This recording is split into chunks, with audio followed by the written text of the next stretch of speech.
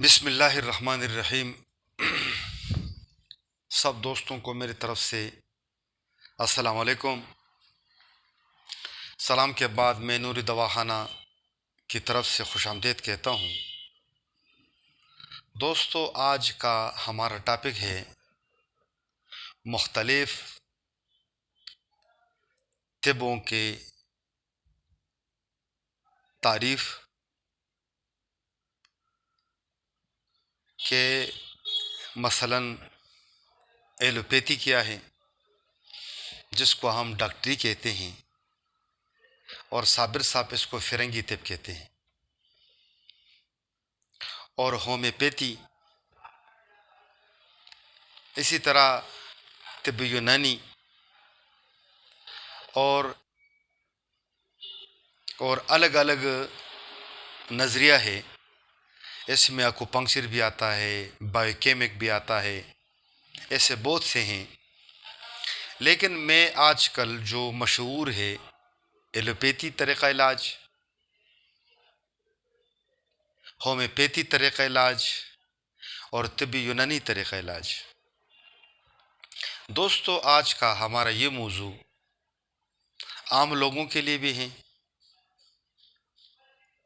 اور خصوصاً اتباع حضرات جو ایلوپیتھک کے پریکٹس کرتے ہیں، جو ہومیوپیتھک کے پریکٹس کرتے ہیں، یا طبی یونانی کے پریکٹس کرتے ہیں۔ دوستو، سب سے پہلی بات یہ ہے کہ ایلوپیتھک کا جس کو ہم ڈاکٹری کہتے ہیں، ایلوپیتھک کا طریقہ علاج یہ ہر کسی کو معلوم ہے، خاص کر ڈاکٹرز کو معلوم ہے کہ یہ پہلے ایلیمنٹ پہ علاج کیا کرتے تھے، یعنی تانبے کی زیادتی ہو، فولاد کی زیادتی ہو، کمی ہو، کیلشیم کی کمی ہو، زیادتی ہو۔ لیکن ابھی آج کل جراثیم کے اوپر یہ کام کرتا ہے کہ جراثیم کی پیدائش باعث مرض ہے اور اس کو ختم کرنا باعث شفا ہے۔ اسی طریقے سے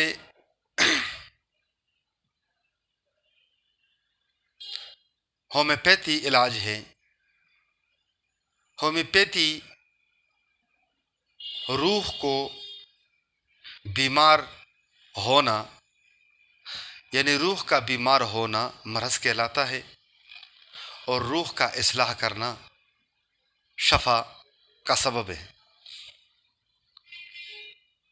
جس کو وائٹل فورس بھی کہتا ہے۔ اور طب یونانی کا طریقہ علاج مزاج کے اوپر ہے،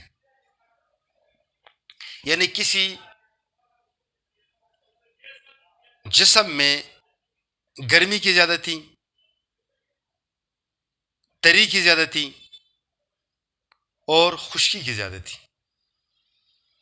دوستو، ہم سب سے پہلے ہمیں یہ دیکھنا چاہیے کہ فطرت کے اوپر کون سا طریقہ علاج صحیح ہے۔ اللہ جل شانہ فرماتا ہے وَلَن تَجِدَ لِسُنَّتِ اللَّهِ تَبْدِيلًا۔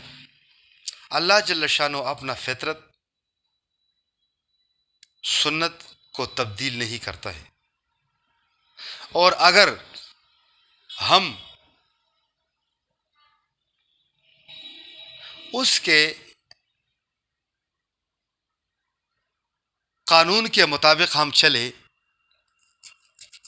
تو یہ ہمارے لیے شفا کا بھی سبب بنے گا، ہمارے صحت کا بھی ضامن ہوگا۔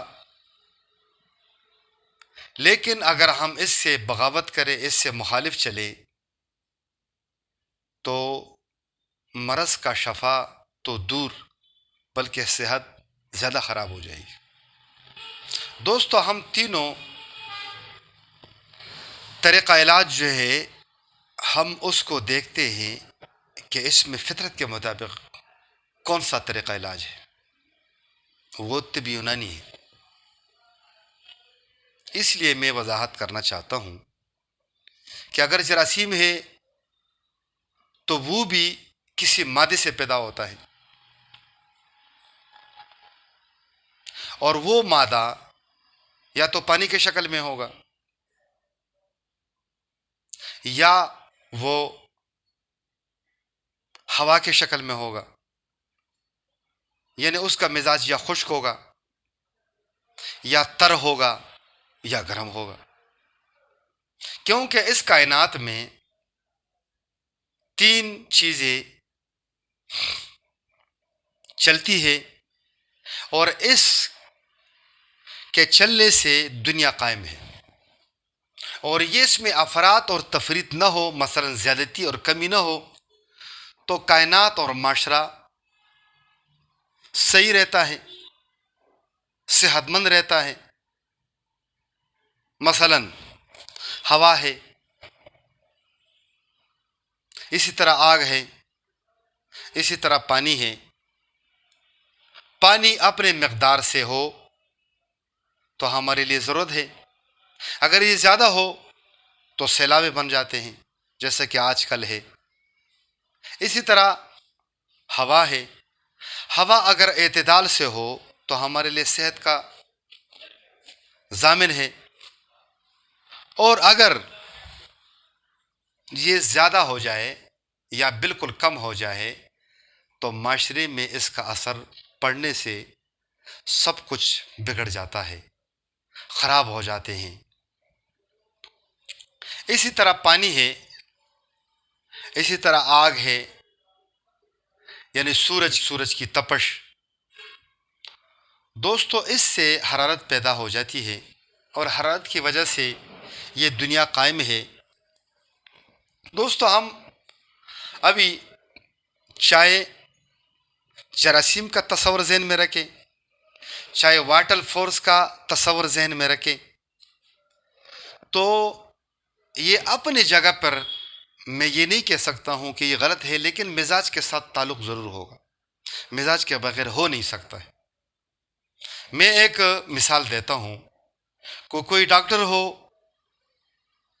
یا کوئی ہوئے پیتی ڈاکٹر ہو، اس کو گرمی لگے تو کیا اس کے لیے جراثیم کش دوائیں کھاتے ہیں، یا اس کے لیے پنکھا چلاتے ہیں، اس کے لیے اے سی چلاتے ہیں، اس کے لیے ٹھنڈا پانی پیتا ہے؟ اس کا علاج کیا ہوتا ہے؟ مثلا اندر ہو تو نفسیاتی اثرات ہوں گے، نفسیاتی اثرات، مثلا غم، غصہ، خوشی، ندامت، خوف، اس سے بھی مزاج بگڑ جاتا ہے۔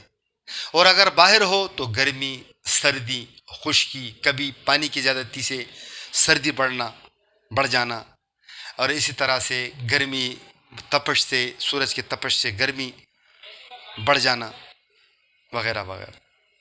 تو اگر وائٹل فورس ہو ہومیوپیتھک کا، یا روح ہو، تو وہ روح خوانی کے ساتھ تعبیر کرتے ہیں، اور وہ ہی روح خوانی ہی ہے۔ روح خوانی کا بھی ایک مزاج ہے، اسے وہ وائٹل فورس کہتا ہے، اور ہم اس سے پہلے جو درجہ ہے ہم اس کا علاج کر رہے ہیں، اور یہ بات کا جو درجہ بن جاتا ہے اس کا علاج کر رہے ہیں۔ دوستو میرے کہنے کا مقصد یہ ہے کہ میں نے تینوں طریقہ علاج پر روشنی ڈالی، اور وہ بھی میں تقلید کرتا ہوں طب یونانی کی۔ میں کوئی مجدد نہیں ہوں، نہ میں کوئی تجدید کرنا چاہتا ہوں۔ اسی بنیاد پر آپ خود فیصلہ کریں کہ پائیدار علاج کون سا ہے۔ اب اس سوال یہ ہے کہ طب یونانی میں علاج کیوں نہیں ہوتا ہے؟ طب یونانی میں علاج اس سے نہیں ہوتے ہیں کہ ہمارے حکما اور اطباء حضرات طب کے سیکھنے کی کوشش ہی نہیں کرتے ہیں، نہ ہمیں وہ موقع ملتا ہے، نہ ہمارے ساتھ حکومت مدد کرتے ہیں، اور سیکھنے کا عمل جو ہے نا وہ رک جاتا ہے۔ ہر مرض کا علاج ہے، لیکن اس کو پڑھنا چاہیے، اس کو دیکھنا چاہیے انسان کی کیمسٹری کیا ہے۔ اگر ہم انسان کی کیمسٹری کو دیکھیں، کائنات کی کیمسٹری کو دیکھیں، اور کیمسٹری کو آگے لے جا کے اس کی کمی کو دور کرے اور زیادتی کو کم کرے، اعتدال میں لے آئے تو علاج ہونا ممکن ہوگا۔ لیکن اگر ہم اس کو سمجھتا نہیں ہیں، ایک نقصہ میں دیکھتا ہوں کہ واٹس ایپ پہ، میسنجر پہ، فیس بک پہ، یوٹیوب پہ بڑے بڑے نقصے، یار میں نے یہ نقصہ بنا دیا، میں نے یہ جواہرات کے نقصہ بنا دیا۔ بھائی جواہرات کا نقصہ ہو یا سونا ہو یا مطلب یہ کہ قیمتی قیمتی جو پتھر ہو، ہیرا ہو یا زمرود ہو، کچھ بھی ہو، لیکن مزاج سے باہر تو نہیں ہوتے۔ اس مزاج کا اور انسانی مزاج کا دونوں میں توازن ہونا چاہیے کہ اس میں ایک دوسرے کے ساتھ کنٹراسٹ تو نہیں ہے، مخالفت تو نہیں ہے۔